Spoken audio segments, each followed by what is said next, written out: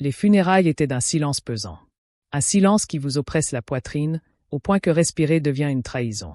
La pluie léchait les pierres tombales, et les quelques personnes présentes, blotties sous des parapluies noirs, murmuraient leurs condoléances comme pour ne pas déranger les morts. Je me tenais au bord de la tombe de ma sœur jumelle Stella, fixant le cercueil blanc qui allait contenir sa dépouille. Mes mains étaient engourdies, ma gorge douloureuse à force de me retenir, quand mon téléphone vibra. Un numéro inconnu affichait 4 mots qui me glacèrent le sang. Je suis vivant. Ce n'est pas moi dans le cercueil. Mon cœur s'arrêta. Mes doigts tremblaient tandis que je tapais ma réponse. Qui êtes-vous? La réponse ne tarda pas. Impossible à dire. Ils nous observent. Ne faites pas confiance à nos parents. Et à cet instant, la tristesse se mua en terreur. Je n'aurais pas survécu à mon enfance sans Stella. C'est ce que je me répétais en repensant à ces premières années. Nous étions nés ensemble, 2 petites filles pleurant dans un hôpital délabré du Michigan. Dès le début, nous avons eu l'impression que le monde entier était contre nous. Nos parents n'étaient pas des monstres au sens propre du terme. Pas de coups, pas de bleu visible de l'extérieur. Mais la négligence laisse des cicatrices. Mon père était plombier et rentrait presque tous les soirs ivre de bière, marmonnant que la vie l'avait floué. Ma mère, épuisée par ses interminables journées de caissière, semblait toujours au bord de la crise de nerfs, nous sifflant dessus parce que nous posions des questions simples, parce que nous avions besoin de quoi que ce soit. À leurs yeux, Stella et moi n'étions pas des enfants à choyer, mais des bouches en trop qui transformaient chaque facture en fardeau. Alors, nous nous sommes serrés l'une contre l'autre. J'étais la plus grande, le bouclier. Stella était plus calme, plus vive et d'un espoir infini. Quand nos parents hurlaient tard dans la nuit, que des éclats de verre s'écrasaient au sol et que des jurons étouffés résonnaient dans les murs, nous nous blottissions sous la même couverture et je chuchotais des histoires à dormir debout sur ma future fugue vers un endroit chaud. Stella riait à travers ses larmes. Et dans ce son, je trouvais la force de continuer à faire semblant que les choses pourraient s'améliorer. Les repas étaient irréguliers, surtout des sandwichs au beurre de cacahuètes. Nous avons appris à les faire nous-mêmes à 6 ans. Les matins d'école, nous nous tenions par la main, passant devant des maisons aux fenêtres condamnées et des trottoirs défoncés, nous lançant des défis pour ne pas broncher quand les plus grands essayaient de nous bousculer. Stella était la rêveuse. Elle portait des livres de la bibliothèque comme des bouées de sauvetage et murmurait des faits sur des mondes lointains. Paris, New York, des océans que nous n'avions jamais vus. Je portais des outils, réparais les vélos rouillés des voisins, troquais mes doigts écorchés contre quelques dollars. Un réveillon de Noël est gravé dans ma mémoire. Nous étions 8, et il n'y avait pas de cadeau sous le sapin artificiel tordu. Juste une poignée de vieux bâtons de sucre d'orge que notre mère avait jetés là sans regarder. Stella fixait le vide, ses yeux bleus pétillants. « Le Père Noël nous a-t-il oubliés ?» murmura-t-elle. Je me mordis la lèvre et forçai un sourire. Pas question. Il est juste en retard. Cette nuit-là, je me suis éclipsé, j'ai ramassé des galets lisses au bord de la rivière et j'y ai dessiné des motifs maladroits avec des crayons de couleur. Le lendemain matin, je les ai tendus à Stella. Son visage s'est illuminé comme le soleil perçant les nuages d'orage. « Tu es la meilleure sœur du monde ?» a-t-elle dit en me serrant si fort dans ses bras que j'avais le souffle coupé. Ces moments étaient comme de l'oxygène. À 12 ans, nous faisions des petits boulots. Je gardais les enfants du voisinage. Stella donnait de la monnaie à ses camarades. Nous cachions l'argent dans une vieille boîte en fer blanc sous le lit, terrifiés à l'idée que nos parents le sentent. La moitié servait à acheter des fournitures scolaires, l'autre moitié à s'offrir une glace lors des chaudes journées d'été. Avec le recul, je réalise que ces petites victoires, les sandwichs au beurre de cacahuètes, les galets peints comme des bijoux, les glaces volées, étaient bien plus que de la simple survie. C'étaient des promesses. La promesse que, peu importe à quel point le monde autour de nous se dégradait, Stella et moi ne nous laisserions jamais tomber. À 18 ans, Stella et moi étions déjà entraînés dans des directions opposées. Elle avait toujours été la star, celle qui transformait les livres empruntés à la bibliothèque en notes qui impressionnaient même les professeurs les plus découragés. J'étais fier d'elle, mais je mentirais si je disais que je ne ressentais pas le poids de la comparaison. Stella était destinée à quelque chose de plus grand, de plus brillant. Moi, j'essayais simplement de survivre. La lettre arriva en automne, alors que les arbres de notre quartier s'embrasaient de couleurs qui rendaient les trottoirs défoncés presque magnifiques. Stella ouvrit l'enveloppe d'une main tremblante. Et quand elle lut le mot « Félicitations », elle poussa un cri, et toute la maison fut terrifiée. Elle avait été acceptée dans une université de Boston avec une bourse complète. Je la serrai si fort dans mes bras qu'elle rit à travers ses larmes. Mais quelque chose en moi était tordu. J'aurais dû fêter ça, mais je ne pouvais m'empêcher de penser. Que vais-je devenir quand elle partira? Je me disais que ce n'était pas grave de rester. L'université n'avait jamais été mon rêve. J'aimais travailler de mes mains, réparer des choses, sentir le poids d'une bonne journée de travail. Pendant que Stella poursuivait sa passion pour les livres et les idées, je travaillais au restaurant du coin et économisais le peu que je pouvais. Mon parcours semblait simple, voire modeste comparé au sien. Le jour où elle a pris le bus pour Boston, je me suis tenu sur le trottoir défoncé de la gare et j'ai fait semblant de sourire. Elle m'a fait signe par la fenêtre, les yeux humides d'excitation et de peur. « Promets-moi de m'appeler tous les jours, Harper », a-t-elle crié. J'ai levé la main. « Promis. Mais ne m'oublie pas quand tu seras célèbre. » Tandis que le bus s'éloignait, j'ai détourné le visage pour qu'elle ne voie pas les larmes que je ne pouvais retenir. Nos vies se sont alors scindées en deux. Stella m'appelait chaque semaine, sa voix pétillante de description de Boston, de la rivière Charles scintillante au coucher du soleil, des bibliothèques infinies, des amis qui partageaient son amour de la littérature et des débats. Elle semblait vivante comme jamais auparavant. Pendant ce temps, je restais dans le Michigan, travaillant au restaurant et, plus tard, trouvant du travail dans un garage du coin. J'avais toujours les mains grasses, les ongles cassés, le dos douloureux, mais au moins c'était honnête. Pourtant, chaque fois que j'entendais sa voix au téléphone, la vieille douleur revenait. Je n'étais pas jalouse. Pas vraiment. C'était plutôt de la peur. La peur que la distance et le succès n'entraînent Stella dans une vie où je n'aurais plus ma place. La peur que ma sœur, l'autre moitié de mon âme, cesse un jour d'avoir besoin de moi. Je ne savais pas alors que le destin avait des manières bien plus sombres de nous séparer. C'est pendant sa 2e année à Boston que Stella m'a parlé de Richard pour la première fois. Je me souviens encore de sa voix douce au téléphone. Presque gênée, comme si elle me confiait un secret qu'elle n'était pas sûre de devoir révéler. « Il est différent, Harper », a-t-elle dit. Il ne me regarde pas comme si j'étais une œuvre de charité ou un projet. Il écoute. Au début, je la taquinais, la mettant en garde contre le risque de se laisser distraire de ses études. Mais quand j'ai enfin rencontré Richard, j'ai compris. Il était grand, élégant, avec un regard bienveillant qui ne broncha pas lorsqu'il me serra la main, même si elle était encore maculée d'huile moteur du garage. Il venait d'une famille aisée de la côte. Pourtant, il ne fit jamais sentir Stella inférieure. Au contraire, il semblait sincèrement fasciné par la façon dont elle parlait de livres, de ses rêves, et même de notre enfance chaotique. Leur amour grandit rapidement, s'épanouissant en quelque chose de réel, à mes yeux. Après l'obtention de leur diplôme, lorsque Richard fit sa demande, la voix de Stella trembla de joie lorsqu'elle m'appela. « Harper » demanda-t-il, et je répondis « oui ». Le mariage ressemblait à un conte de fées auquel je n'avais pas ma place. Il se déroulait dans la propriété familiale en bord de mer, où l'air embaumait le sel et l'argent. Je portais une robe empruntée qui ne m'allait pas vraiment, et je tirais sans cesse sur l'ourlet comme si elle allait me trahir. Mais ensuite, Stella remonta l'allée dans sa robe, radieuse, et je ne vis que le bonheur de ma sœur. Avant le début de la cérémonie, elle s'est penchée vers moi et a murmuré. « Tu es tout ce dont j'ai besoin, Harper. Promets-moi de ne jamais me quitter. » « Je te le promets, ai-je répondu, sincèrement. Pendant quelques années, Stella a semblé enfin trouver la vie qu'elle méritait. Richard et elle voyageaient, m'envoyant des photos d'eux souriant sur des yachts et dans des jardins ensoleillés. Leur rire résonnait au téléphone à chaque fois qu'elle appelait. Je me disais qu'entendre son bonheur me suffisait, même si j'étais toujours dans notre ville natale qui tombait en ruine. Mais un jour, une nouvelle inattendue est tombée. Richard était malade. Une maladie génétique rare, que les médecins peinaient à nommer, et encore moins à guérir. La voix de Stella tremblait en me l'annonçant, comme si le simple fait de le dire à voix haute suffisait à rendre la chose réelle. J'ai tout laissé tomber et j'ai pris le premier bus pour l'Est. À mon arrivée, Richard était déjà affaibli, mais il m'a souri comme si j'étais de la famille. « Merci d'être venu », a-t-il murmuré. « Prends soin d'elle. » Un mois plus tard, il n'était plus là. La maison en bord de mer s'est transformée en un tombeau de silence. Stella errait dans les vastes pièces comme un fantôme, serrant ses chemises contre elle et fixant les vagues. Je suis resté aussi longtemps que possible, lui préparant à manger, la berçant tandis qu'elle pleurait jusqu'à s'endormir.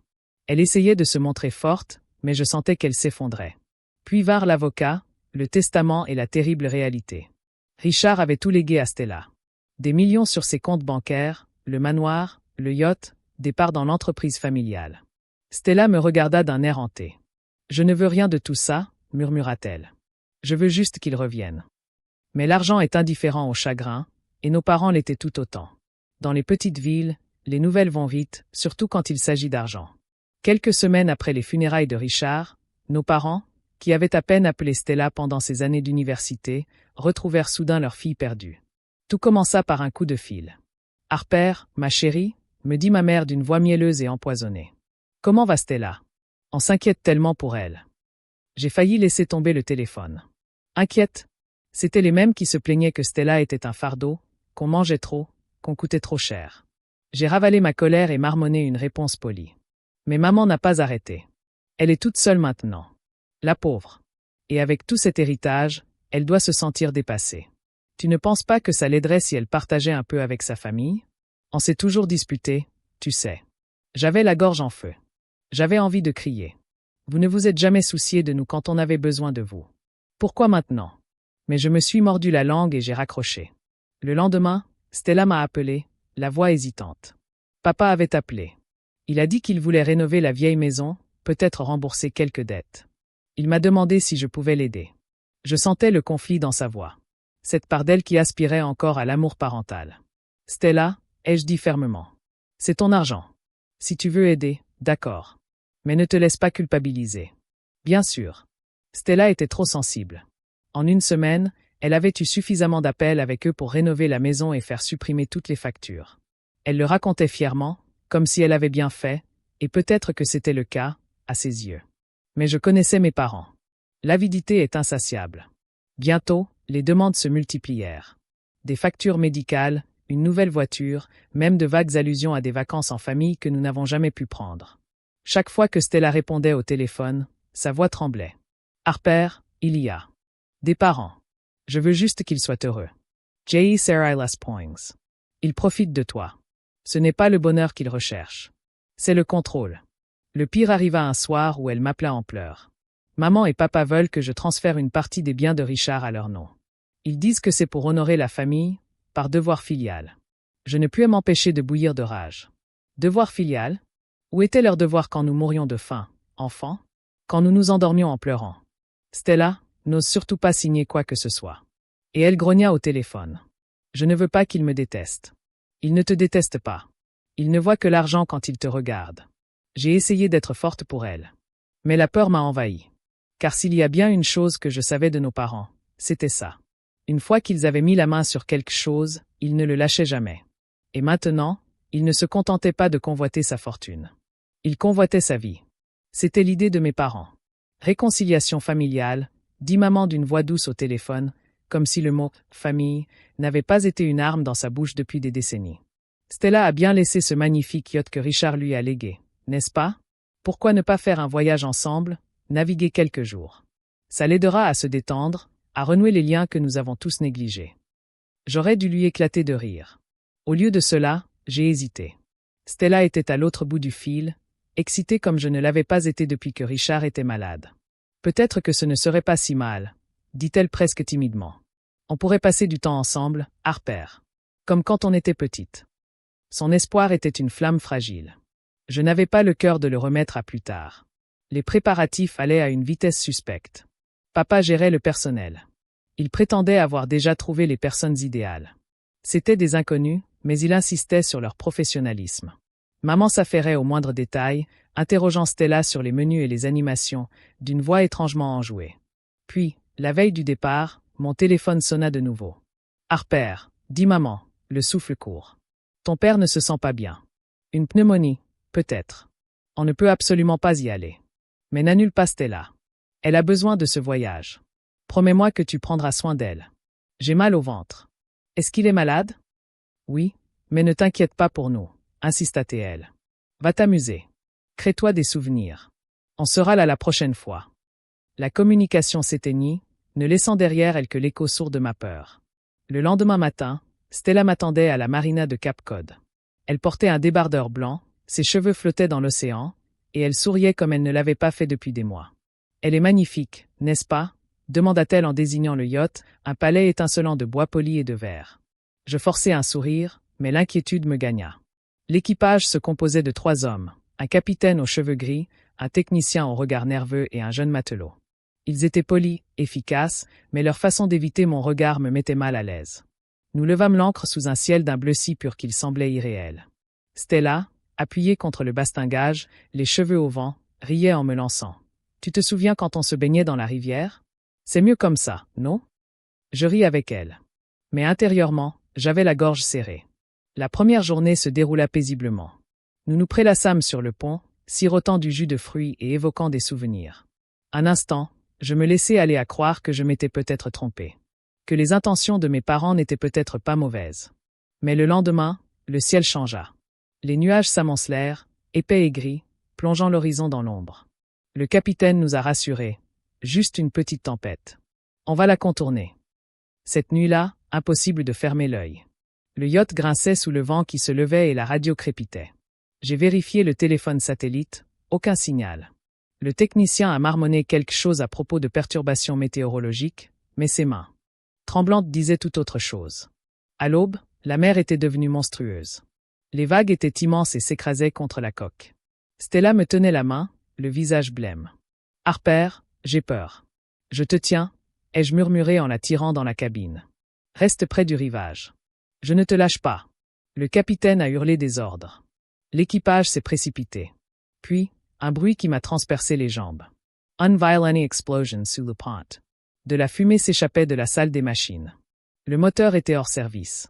Le technicien a hurlé. Le yacht a violemment gîté, l'eau déferlant sur le pont.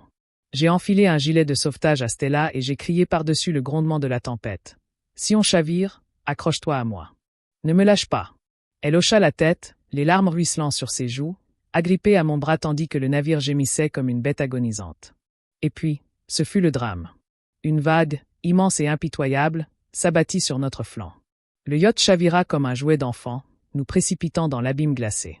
Low Sally Emenglodet. Mes poumons brûlaient. Mes oreilles bourdonnaient. Je remontais à la surface, haletante, hurlant le nom de Stella. Stella! Stella! Des débris flottaient autour de moi. Des planches brisées, des rambardes tordues, un fauteuil à bascule solitaire. Comme un cercueil. J'ai donné des coups de pied furieux et cherché partout, mais elle avait disparu. Une autre vague s'est abattue sur moi, m'entraînant vers le fond. Les ténèbres m'ont envahi. Je suis parvenu tant bien que mal à remonter à la surface et à m'accrocher à un morceau de bois. Mes forces m'abandonnaient, mais ma voix a percé la tempête une dernière fois. Stella. Pas de réponse, seulement la mer.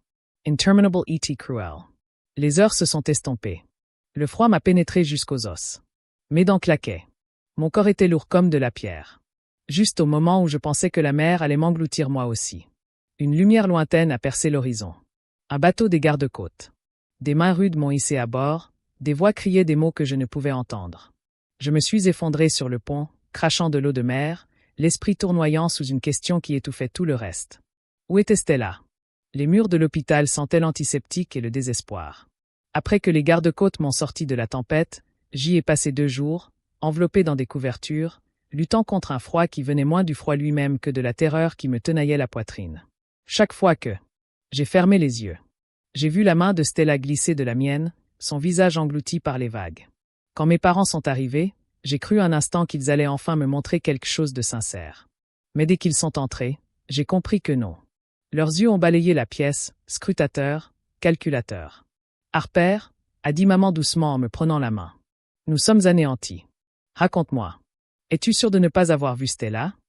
Je me suis figé. Sa question n'exprimait pas de la tristesse. C'était une confirmation. Le regard de papa m'a transpercé comme une lame. Les gardes-côtes disent qu'ils ne l'ont pas retrouvée. Peut-être qu'elle est partie. Son silence était délibéré, presque satisfait. Mon cœur s'est serré. Ils ne pleuraient pas leur fille. Ils vérifiaient leur fiche de paix. Quelques jours plus tard, le téléphone a sonné. La voix d'un garde-côte était empreinte de tristesse. « Mademoiselle Newman, nous avons trouvé un corps près du terrain de loisirs. Femme, en état de décomposition. L'heure du décès correspond à la tempête. Nous pensons qu'il pourrait s'agir de votre sœur. » Ces mots ont anéanti le peu d'espoir qui me restait. Je me suis effondré au sol, les mains emmêlées dans mes cheveux, et j'ai murmuré « Non, non, non ». L'autopsie n'a pas pu confirmer avec certitude que le corps était trop endommagé, mais nos parents ont insisté pour organiser des funérailles. Nous avons besoin de tourner la page, a insisté maman, les larmes aux yeux. Je savais que ce qu'elle voulait, ce n'était pas tourner la page. C'était de la paperasse. Les funérailles ont eu lieu un jour où le ciel semblait conspirer contre nous. La pluie tombait sans relâche, lissant l'herbe du cimetière. Des parapluies noirs parsemaient. Le chant comme des corbeaux. Le cercueil était blanc, je l'avais choisi parce que Stella avait dit un jour qu'elle voulait que sa robe de mariée soit de cette couleur, pure et pleine d'espoir. Je me tenais à côté, trempé, anesthésié. Des amis de Boston me murmuraient des condoléances que je pouvais à peine entendre. J'ai vu les photos de Stella alignées sur l'autel. Son rire au bord de la rivière Charles, sa main sur l'épaule de Richard, ses yeux brillants de lumière. Chacune d'elles me piquait d'un sentiment de culpabilité. Puis j'ai remarqué mes parents, impeccablement vêtus, qui murmuraient de ne pas. Ils se parlaient entre eux, mais à un homme en costume que je ne reconnaissais pas. Je n'entendais que des bribes de mots. Succession, héritage, transfert. J'avais la nausée. Même ici, devant sa supposée tombe, l'argent était leur langage. Je me suis précipité vers eux. « Qu'est-ce que vous faites ?» Ce sont les funérailles de Stella. Les yeux de maman se sont plissés, sa voix basse. « Ne fais pas de scène, Harper. On parle juste de l'avenir. » J'avais envie de hurler, d'arracher le masque qu'il portait, mais ma voix s'est brisée dans le silence. Au lieu de cela, je me suis retourné vers le cercueil, les mains tremblantes. Tandis que le prêtre murmurait des prières, le bruit de la terre frappant le couvercle a rempli l'air, définitif et impitoyable. Ma gorge s'est serrée. « Stella » ai-je murmuré. « Je suis désolé de ne pas avoir pu te sauver. » Et puis mon téléphone a vibré. Je l'ai sorti et l'ai protégé de la pluie. Un message d'un numéro inconnu. Je suis vivante. Ce n'est pas moi dans le cercueil. Le monde a basculé. Mon cœur a raté un battement. Mes jambes ont flanché. Mes mains tremblaient si fort que j'ai failli laisser tomber le téléphone dans la boue. J'ai tapé le message d'une main tremblante. « Qui êtes-vous » La réponse est arrivée aussitôt. Impossible de dire qu'ils nous observent.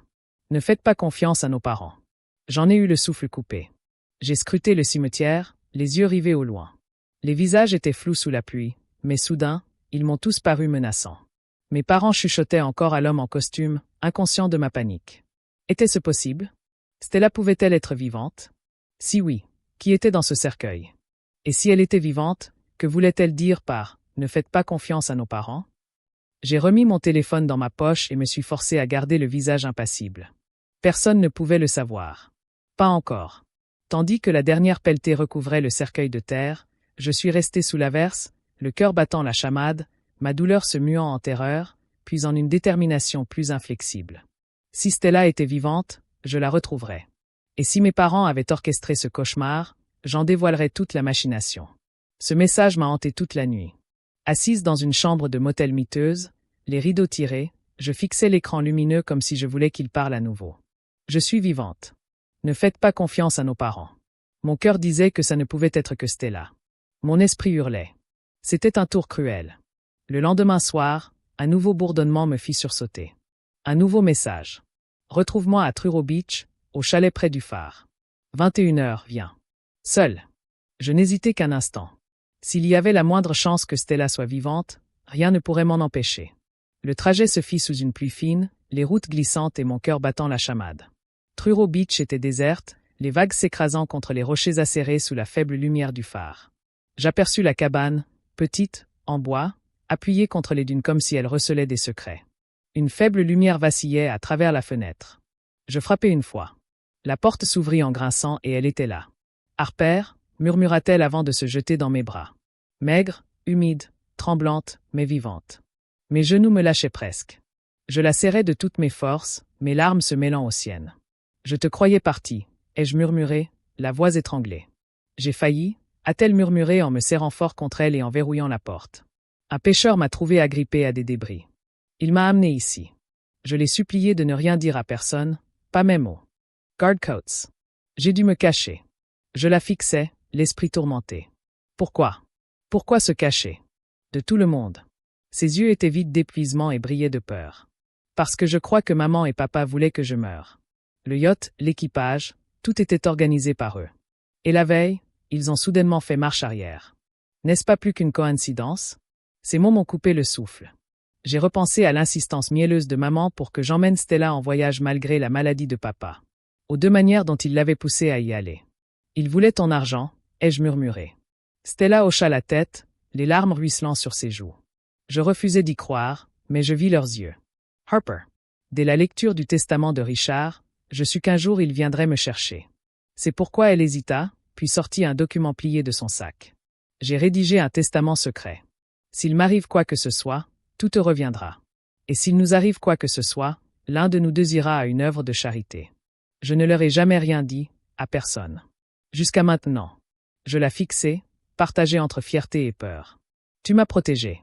Mais Stella, s'ils découvrent que tu es vivante, ils recommenceront. Sa main serra la mienne, tremblante mais déterminée. Alors il nous faut des preuves. Nous devons les démasquer avant qu'ils ne nous détruisent toutes les deux. Je la regardais, ma jumelle. L'autre moitié de moi que je croyais avoir enterrée. Elle était vivante, mais le danger aussi. Cette nuit-là, tandis que la tempête faisait rage dehors contre les murs de la cabane, nous nous sommes fait une promesse. Ensemble, nous ferions tomber nos parents. Le plan avait pris des semaines, mais chaque seconde était une épreuve insoutenable. Stella restait cachée avec le pêcheur. Pendant que je rassemblais des preuves, un docker a avoué avoir vu un inconnu monter à bord du yacht la veille du naufrage. Plus tard, j'ai confronté cet homme dans un bar miteux à la périphérie de la ville. Sa voix tremblait lorsqu'il a avoué avoir été payé 50 000 $ par mes parents pour saboter les moteurs et la radio. Le coup de grâce est venu d'un agent d'assurance, un ami, qui a confirmé mes pires craintes. Mes parents avaient souscrit une assurance importante pour le yacht quelques jours avant le départ. Lorsque l'audience de succession est arrivée à Cap Cod, j'étais paré. Mais les preuves seules ne suffisaient pas. Stella voulait les revoir vivants. La salle d'audience était petite mais bondée, grouillante de parents, de banquiers, d'avocats, de vautours rôdant autour d'une fortune. Mes parents étaient assis au premier rang, vêtus de noir comme en deuil, mais leur regard était perçant, calculateur. Maman se pencha vers papa, murmurant avec un sourire comme si tout leur appartenait déjà. Lorsque le juge demanda s'il y avait des objections ou de nouvelles informations, je me levai. Mes genoux tremblaient, mais ma voix était assurée. Votre honneur, ma sœur n'est pas morte. Elle a été victime d'une tentative d'assassinat planifiée. Une tentative orchestrée par nos propres parents. Un murmure d'effroi parcourut la salle. Mes parents se retournèrent, le visage blême. Mensonges, siffla maman. Notre fille s'est noyée. Je fouillai dans mon sac et tendis une clé USB au greffier. L'enregistrement des aveux du saboteur résonna dans la salle. Ils m'ont payé 50 000 $ pour faire croire à un accident. Non, gronda papa, la voix brisée. Et tenez, dis-je en claquant la police d'assurance. Est-ce la preuve que vous avez assuré le yacht quelques jours avant le départ, avec une indemnisation de plusieurs millions si Stella disparaissait? Le juge plissa les yeux. C'est une preuve accablante, monsieur et madame Newman. Mais qu'en est-il de votre fille? La porte s'ouvrit, et Stella entra. Des halètements retentirent dans la salle tandis qu'elle s'avançait, maigre, pâle mais inébranlable. Le cri de ma mère déchira le silence. Ce n'était pas de la joie, c'était de la peur. Votre honneur, dit Stella d'une voix tremblante mais claire. Je suis vivante, et mes parents ont essayé de me tuer. Le tribunal sombra dans un silence de stupeur. Maman sanglotait théâtralement. Papa cria. Ils ont nié, mais personne ne les a crus. Le marteau du juge frappa le bureau. Ces accusations feront l'objet d'une enquête criminelle. D'ici là, la garde des biens est confiée à mademoiselle Stella Newman. Je lui pris la main. Elle serra la mienne en retour, les yeux brillants de larmes. Nous avions réussi.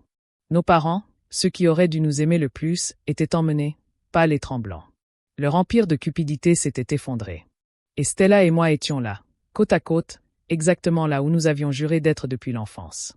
Quelles que soient les épreuves à venir, nous les affronterions.